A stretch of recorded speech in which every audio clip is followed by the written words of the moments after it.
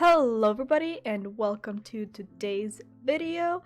We're starting chapter 3 of Calculus and Vectors today, and I'd say it's probably one of the more difficult chapters in calculus as of far, that's for sure, because it requires you to understand what derivatives are, how to do them, and also how to analyze what derivatives do to different functions and how we could utilize that to get key information.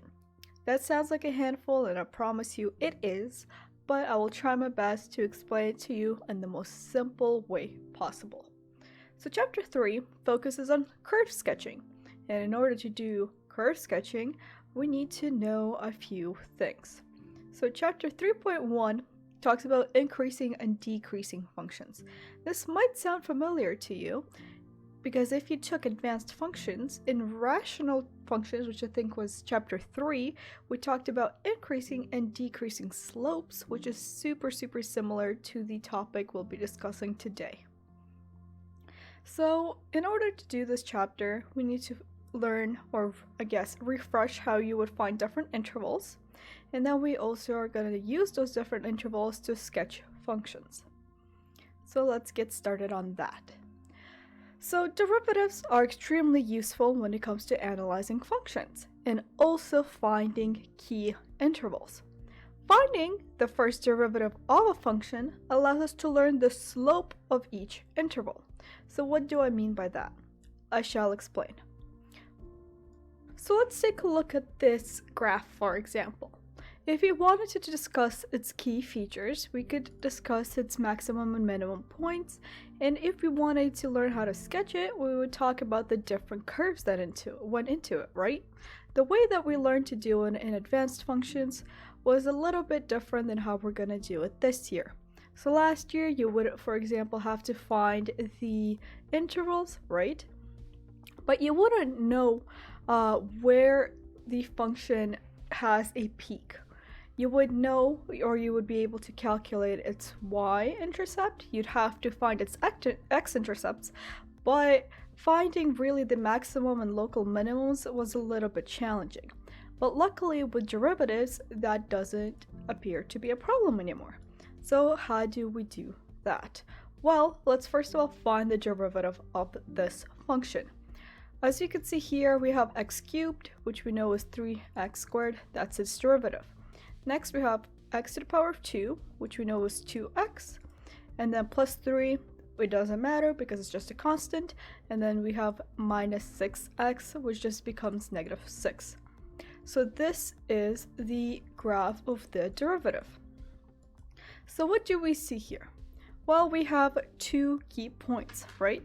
We have negative 1.76, if I'm not wrong, 0.786, and then we also have another point which is 112. 112, again, these are all at 0. There you go. So these are our 2 points. If we wanted to look at our base graph again, what do we notice? Well, if we look at the local maximum and the local minimum, we see that they correspond to the key points that we found from our derivative. This is actually the case for all the functions out there, which is very beneficial to us if we want to know how to graph or how to get key information from a function. So again, let's go back to the derivative graph. What can we tell about this? Well, it's a parabola, and half of it is above the x-axis, right? This part over here. And the other part is below the x-axis. Let's see if we could correlate that to our base graph. Again, until here, it was going above the x-axis, and this part over here is also increasing, right? Similarly, this part was above the x-axis, and also starting from this point upwards, it's increasing. So what we could say is that if f prime of x, right, is greater than 0, so it's above the x-axis, f of x will have to increase, right? Similarly, if we do the opposite, so when f prime of x is less than 0, for example in the middle here, we see that it's below the x-axis, and from this point to that point, the function is decreasing. So again, we could say that it is decreasing when f prime of x is less than 0. This is the most important thing you have to know for this chapter. Another thing that you could get from these types of graphs is what happens when f prime of x is equals to 0. Let's take a look at that. Well, where does it equal to 0? Well, it equals to 0 at these points, right? That's what we found, where it crosses the x-axis. How do those correlate to these points here? Well, if we take a look at their slope, we were saying that this was increasing, right? And now it's decreasing. So this right here has to be a local maximum. Again, this is just formatting. You're not supposed to really type on decimals, that's why it looks like that, but that's okay. So if the function is increasing, let's just say increasing, and then decreasing, the graph will have a maximum, a local maximum. If it is decreasing and then increasing, right, we will have a local minimum, which is what we have here. It was decreasing and then it was increasing again. So using these three key points, we can actually either engineer the key information from this graph by finding out where the local maximum and the local minimum are, as well as where the slopes are increasing, where they're decreasing, or if we were given the information about where the slopes are increasing, where they're decreasing, what's the maximum and minimum points, we could create a function just like this by the given information.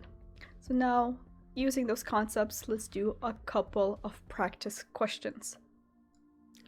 So over here we have the example which says find the intervals of increase and decrease of the following function. So this is just a simple polynomial function that we were given, so let's find its derivative. Again, x cubed becomes 3x squared, negative 3x squared, 3 times 2 is 6, 2 minus 1 is 1, so we get 6x, plus 6 doesn't matter, and over here we just get negative 9. So that is our derivative, right? Unfortunately, this is not too pretty of a derivative right now, right? Because we don't know its key points. So what we have to do is actually factor it. Immediately, you could see that all terms are divisible by 3, so let's put that outside of the brackets. Now we will get 3x squared minus 2x minus 3. So now we need to factor what is inside the brackets. You could use either the butterfly method or any of the other methods you've learned in grade 9, 10, and 11 to find out that this actually evaluates to x minus 3 times x plus 1. So now we have our key points, right? We have negative x minus 3 and x plus 1, which would give us the key points of 3 and negative 1. That is where f prime of x is equals to 0. So now we have identified our key points. Those are when x is less than negative 1, right, from this term here, when it's in between the two key points, so between negative 1 and 3, and lastly, when it's greater than this term here, so greater than 3.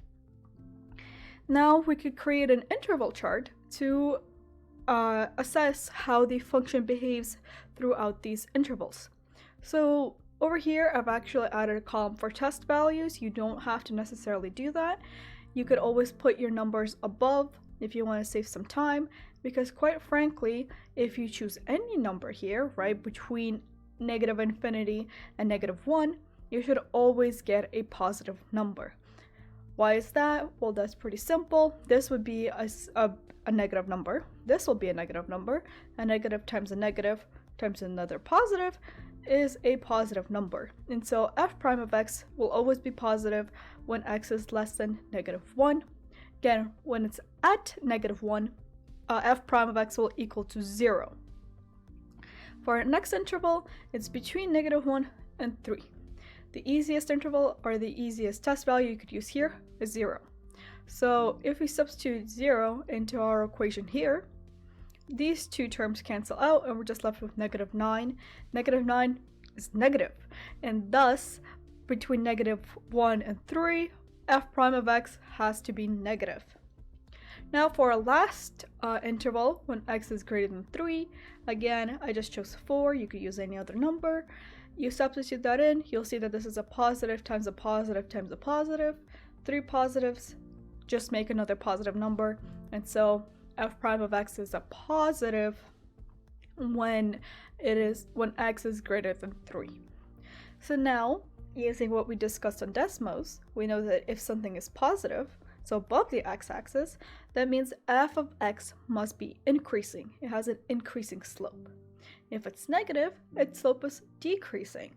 And so we just figured out that f of x is increasing between x and -1, that is decreasing between -1 and 3, and then it's again increasing when x is greater than 3. You can now choose to graph this function and see if that's true or not. You could quickly do that, but hopefully you trust me on this one, because as you can see, the proof is there. Now for the harder part. Finding whether something is increasing or decreasing is very simple. All you have to know is pretty much how to find the first derivative and then plug in numbers, right? Well, I guess you also need to factor, but that's something we've been doing for years. Sketching a function from given info is much harder, because you need to actually understand what the information means before you do anything. So for example, we were given that f prime of x is greater than 0 between -1 and 3, which is very similar to what we had before. Then it is less than 0 between x is smaller than -1 and when x is greater than 3. Now we also are given that f prime of f at -1 is equals to 0, and that f of 3 is equals to 4. So what do we know about this? We know that between -1 and 3, we have an increasing slope, right? Because f prime of x is greater than 0. We know that between when x is less than -1 and greater than 3, we have a decreasing slope since f prime of x is less than 0. And lastly, we also know that f of 3 is equals to 4, so we know a point. This right here, I actually think was f prime of -1, so let's fix that quickly before we make any more mistakes. F prime, there you go. So if this is f prime at -1 is equals to 0, that means there is no slope, right? The slope is equals to 0 for that point, which would mean that it is indeed a local maximum or local minimum. How do we know which it is? Well, as I said before, if you go from an increasing slope to a decreasing slope, that would mean you have a local maximum. Just imagine you're going upwards, so you're increasing, and then you go down, right? That's a hill, and a hill is always a maximum. However, if you're decreasing, so you're going down, and then you come back up, you're like sitting in a hole or a trough, whatever you want to say, so that would be your local minimum. In our case, it was said that between x -1 and 3, it is positive. However, when it is less than -1 or greater than 3, it's decreasing. So if we start on our right hand side, so at -infinity, we were decreasing, so we're going down, and then we started increasing after we reached -1. And we know at -1, it has a slope of 0. Therefore, from decreasing to increasing, it was a local minimum. What can we say about f of 3 is equals to 4? Well, it could either be just a point, or it could be a local maximum or a local minimum. Let's see which one it is. Luckily for us, we were given the intervals between -1 and 3. So 3 was never actually included anywhere here, but it was stated that when x is less than 3 but greater than -1, it's an increasing slope, and when x is greater than 3, it's a decreasing slope. So we know that at 3 we must have had a local maximum, because again we were increasing and then decreasing here. So increasing and then decreasing. So that was a local maximum. Putting all of the info I just told you, we could create a very precise graph. So here it is here. As you can see, we were decreasing until we reached a point over here. What is this point? That is -1. So we satisfied this condition here. Then from -1 until 3, we're increasing. So we have satisfied this condition as well. At this point, this is 3 and that is 4. So we have satisfied this condition, and then from this point onward, we're decreasing again, so we're satisfying this condition here. This condition can actually be seen as this point over here, because if we draw a tangent to that point, we see it's completely horizontal to the x-axis, which would signify that it has a slope of 0, which is what this information here conveys. So hopefully that little explanation has got you to understand how you could use these different principles together to create graphs or derive key information from graphs. But in case you want some extra work, I've assigned a few homework questions for you to do. The one that I'd recommend the most is definitely 6A and D. These are similar to this question over here. These questions are pretty much the most difficult thing you'll do in 3.1, so I'd really recommend you to do that one. Again, I'd like to thank anybody who has stuck around for this video. Hopefully you guys have learned a lot, and I can't wait to see you guys next time.